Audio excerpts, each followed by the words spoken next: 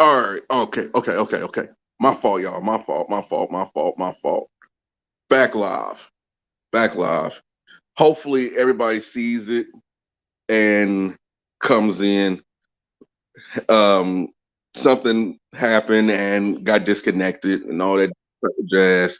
But it's okay. It is a-okay. A-okay. And Brother Murphy was saying that it was some UFC stuff going on and heads and punching in the back of the head and heads being held down and all that different type of stuff, which is all true.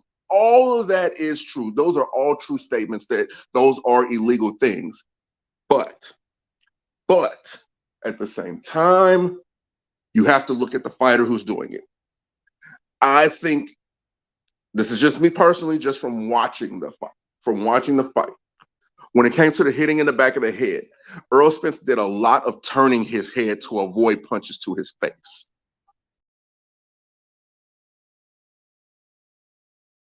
To decide whether they wanted to deduct the point for that or not, which is true. Which is true. I can't fight against that. I can't argue against that point. That's a moot point. But I can castigate Earl Spence for holding his head, trying to hold Terrence's head down, which is something that he did against Sean Porter when he scored the knockdown, which won him the fight. I can be upset about that because I've noticed a pattern with him. When he's fighting somebody who's actually giving him good work, he has to do that. He didn't do that against Kell Brook. He didn't do that against Mikey and or Danny Garcia. He did that against Sean Porter, and he did it against Ugas too. More than I think about it, he did it against Ugas. And that's the real problem. That's the real problem. Okay, there's nothing wrong with trying to gain an advantage. You'd be a damn fool if you didn't. But in my opinion, all advantages should be gained in that gym. All advantages should be gained by watching tape, watching film, putting things into practice in the ring. That's where you gain your advantage. You get your advantage by hard work and dedication. You get your advantage by being one up on the next man, not by using dirty tactics, because that's all I see.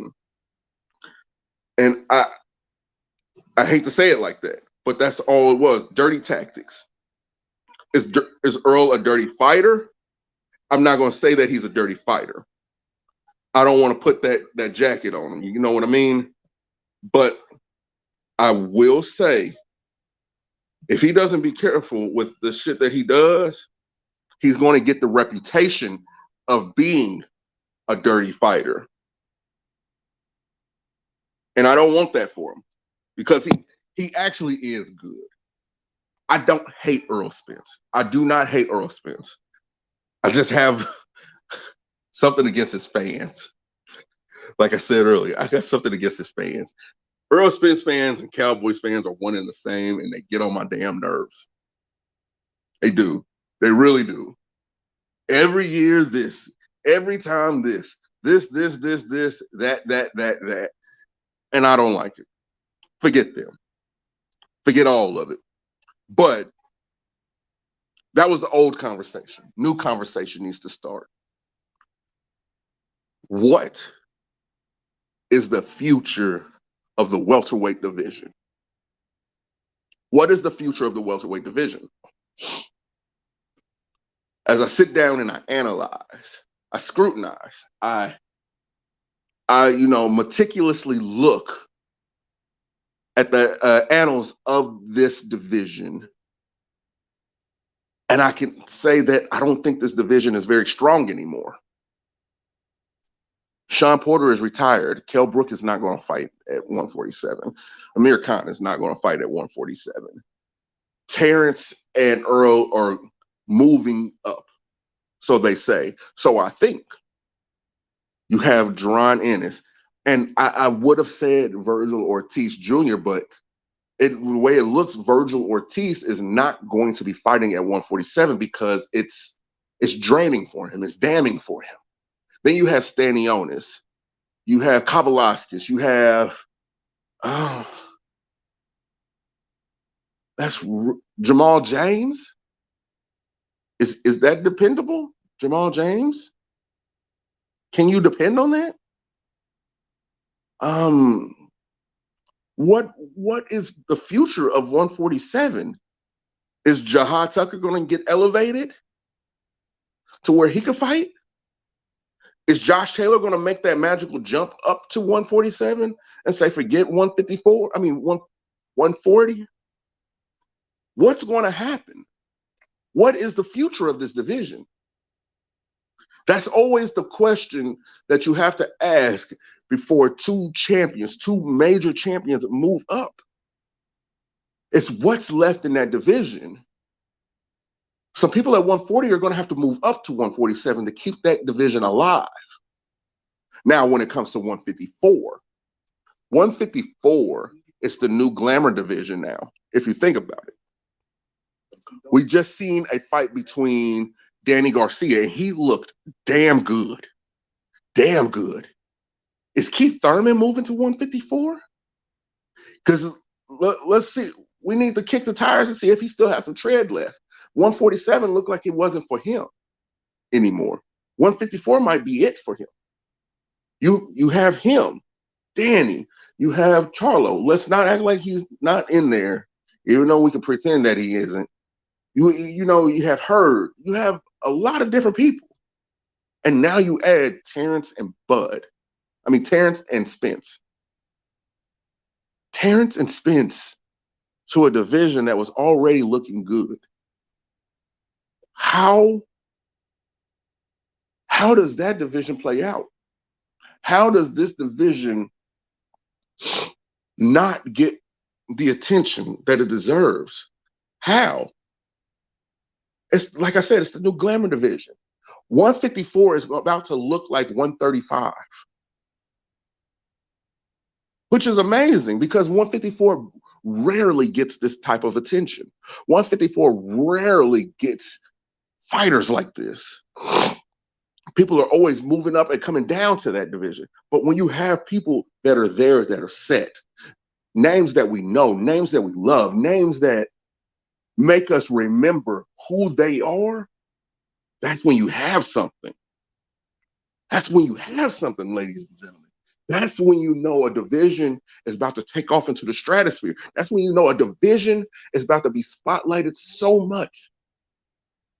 But the only issue, Bud is the odd man out yet again. Because when you look at 154, 154 is ruled by PBC. Damn near every fighter on 154 is a PBC fighter. And like I said earlier, if it is true that Bud is going to move up, he is the odd man out again. He's the odd man out again. And with him being the odd man out again, wow.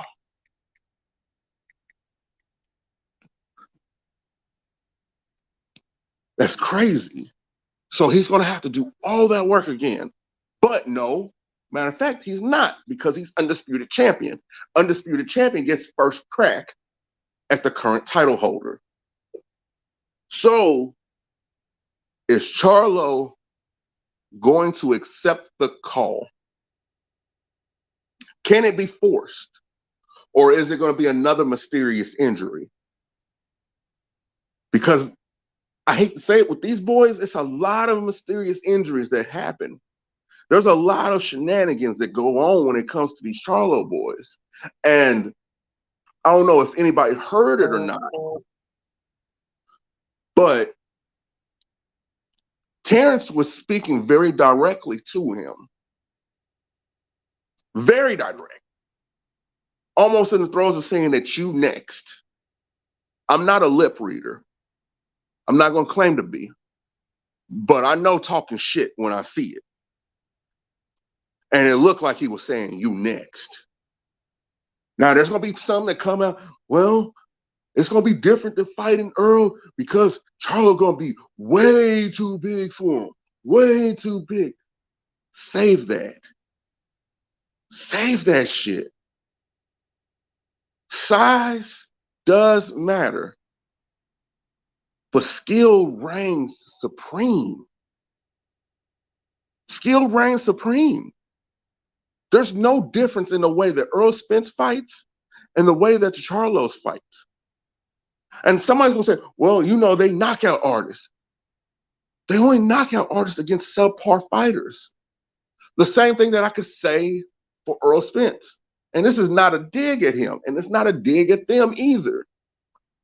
Subpar fighters tend to get knocked out more often. They're stepping stone fights. We're judging these guys off of stepping stone fights. We're judging these guys over here on PBC based off of showcase fights. Showcase fights. Almost every fight that these guys have had have been showcase fights. Tony Harrison was supposed to be a showcase fight. He got beat. Brian Castano was supposed to be a showcase fight. He got beat. Now, granted, he got his cookies back in the part twos of each one of those fights. He did. But there was no difference. He just crowded them. He hugged. He fought in the clinch. He fought against the guard. He did that. Can't take that from him. But a fighter like Bud is not going to let you do that. He's not. He's not. That style, the kryptonite of that style is elusiveness. I'll say that again. The kryptonite to that style is elusiveness. If you have elusiveness and you're not going to be willing to get on the ropes, or you're willing to slingshot off the ropes, and you're willing to turn somebody, you beat them. You beat them easily. So I don't see any difference in what happened in Earl's fight to what would happen in a Bud versus Charlo fight. And I need people to think for a second. Think for a second. What always beats a puncher? What always beats a puncher? Boxing. Because that's the name of the game, isn't it? The name of the game is boxing, right? The name of the sport is boxing, right? These men have the title of boxer, not fighter, right? Right? So how is it that people out here on the internet get things confused? And they confuse you, the fan. They confuse you. They confuse the casual with their false knowledge. There's a lot of false prophets out here when it comes to this world of boxing. There's a lot of them, a lot of false prophets. And you know them because they have damn near everything. They're yelling, they're screaming, they're kicking people off their lives. They have a different opinion of them. They can't counter their opinion with facts. False prophets. And that's what you're noticing, because YouTube has been rather quiet. YouTube has been rather quiet since Saturday night. Is it the fact that people having to eat crow? Or is it the fact that people are not ready for this fish fry? I don't know. I can't answer that. That's going to be left for you to answer. But if I've lied to you in any way, call me out. Slick is the same way. If you feel as if anything that we've said or done has been incorrect, we're open to be called out. Call us out. When you do it, you better come with your facts. You better come with it. You better come with it. Because if you don't, then you're just bringing opinion. And a lot of people's opinion got them looking crazy this morning. It's had them looking crazy on Sunday morning. And I don't want that for you. Slick does not want that for you. Boxing does not want that for you. Boxing wants you to be a fan. That's what boxing wants. I want you to be a fan. I want you to be a fan of boxing. I want you to have your favorite fighter. There's nothing wrong with that, but I want you to be a fan of the sport. because being a fan of the sport takes the sport into another 100 years. Like I said earlier, from some knowledge that I have, I would like to say around 1823, 1824, boxing became big. It's 2023, going into 2024. It's 200 years. Let's take boxing into another 100, another 200, another 300 years by getting back to the fundamentals, getting back to the basics. We don't need internet fame in boxing. We don't need the internet, the TikTok stars. We need real boxers. Do we need fighters? Yes, because they're entertainment. But we need boxers. We need real boxers. That's what this sport needs. Like, we need people that you could think of in history. When you go down the history of boxing, I say it like this. You think of the Jack Johnsons. You think of the Joe Lewises. You think of the Muhammad Ali's. You think of the Sugar Ray Robinsons, the Sugar Ray Leonards, the Tommy the Hitman Hearns, the Marvin Haglers, the Roberto Durans, the Salvador Sanchez's. You think of these men. You think of James Toney. You think of Mike Tyson. You think of Evander Holyfield, Lennox Lewis, Roger Mayweather, Floyd Mayweather. You think of these fighters. You think of Eubanks. You think of Winky Wright. You think of Pernell Whitaker. You think of Oscar De La Hoya. You think of I already said Salvador Sanchez. Julio Cesar Chavez. You think of these great men. You think of Bernard Hopkins, Shane Mosley. You think of these men, Timothy Bradley, Andre Ward. You think of these men. We don't need the extra. We just need really good boxers. We need really good boxers. What you do in the ring, that is your business card. That is your resume. That is it. That is it. That's what's needed. That's what's missing. And then people are disappointed when they get in, those people who are the internet famous, when they get in the ring and they get beat. And they're quiet, like they are now. And that's not, like I said before, this is not taking away anything from Errol Spence. It's not. But he was led astray. He was led astray in this sport. And it's not his fault. Ken Norton, Alexis, sir, yes. Yes. These are names that you think of. These are names that you think of.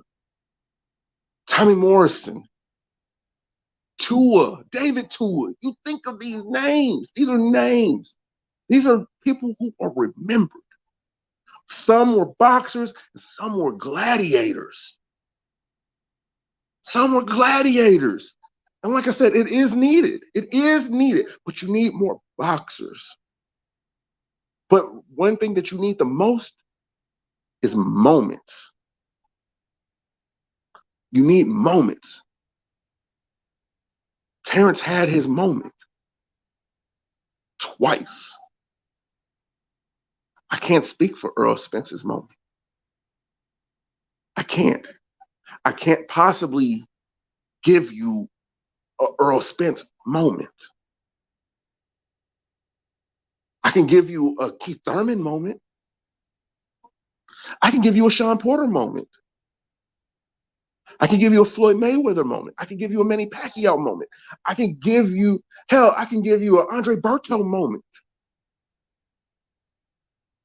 But I can't give you an Errol Spence moment.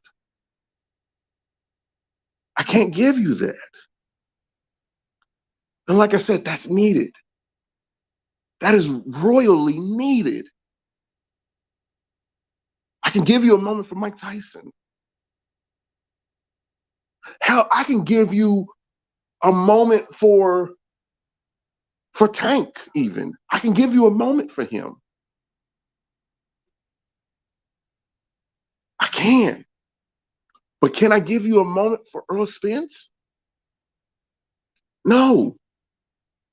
He needs that moment. He needs it. Because now we're about to see what your career really is.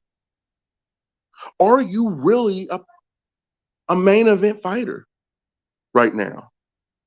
Because you just went up against one and you spent 5 years avoiding this man, probably longer. You avoided this man. Get a belt. He got a belt. He's on the wrong side of the street. He left his promotion. He has to jump through this hoop and this hoop and this hoop and this hoop and this hoop and this hoop and this hoop and this hoop and this hoop and this hoop. But he does it. But when he does it with a smile. He gives you what you want in negotiations. He gives it to you. And all of it was for naught. For naught. That's going to be what you're remembered for now. That's what you are right now. That's how you are remembered in this exact moment at 12:08 p.m. Central Standard Time. That's how you are remembered to me. What's going on, Larry? What's up, everybody? These niggas mad because you're not giving Spencer. No. I cannot do that. I cannot give a participation trophy. No, that would go against everything I stand for. That would go against my code. That would go against the honor of the sport to give a participation trophy. Well, at least he got in the ring. No, that's his job. That's his job. His job is to get in there. His job is to win, but he failed at his job. I gotta be honest. And if you don't like honesty, then you might as well go. Because that's what you're going to get over here. You're going to get that from me. You're going to get that from Slick 50. You're going to get honesty. You're not going to get biasness. You're not going to get participation trophies. You're going to get the real, raw, uncut. You're going to get that fucking pure Colombian over here. That's what you're going to get. You're not going to get the sugar-coated shit. You're not going to get the shit that's stepped on. We don't step on nothing around here. We step on these niggas' necks who are out here faking, these false messiahs on YouTube that are propping up this propaganda about these fighters that's not even true. A lot of these guys are not that dude. A lot of them are not. They are just not that dude. They're not that special. There is almost nothing unique about a lot of these fighters that are out here. Oh, I'm back. I think I missed the ring. What's up, man? What's going on? I think I caught the back end. You said we want what from you? Since I'm the Spence fan, you said, right? We you want are what? fan, but what we want to get this year. We're going to be honest. We're going to be honest. We're not going to revise history. I don't blame Spence for this, really. I blame Spence's history. I blame how he was trained. Revise history. We're not going to revise history. A lot of people, there's a lot of people that are going to be out here revising history, man. There is. I'm breaking up. I can hear you. Okay. There's going to be a lot of people that's going to be out here revising history. There's going to be a lot of people that's out here changing and making up narratives that don't need to be made up. Like, okay, the weight drain. Okay. If he knew he was weight drained, could he have called off the fight? Yes. Of course. But he still went with it. So that can't be an excuse. See what's going on? A lot of people are trying to make excuses. Oh, no, that's not an excuse. I'm not referring to you. I'm talking about. You're just talking about in general. I'm talking about these false messiahs on YouTube. Oh, personally, I feel like it's like a creed kind of shit going on, me personally. But I've never seen a man endure an ass whooping like that.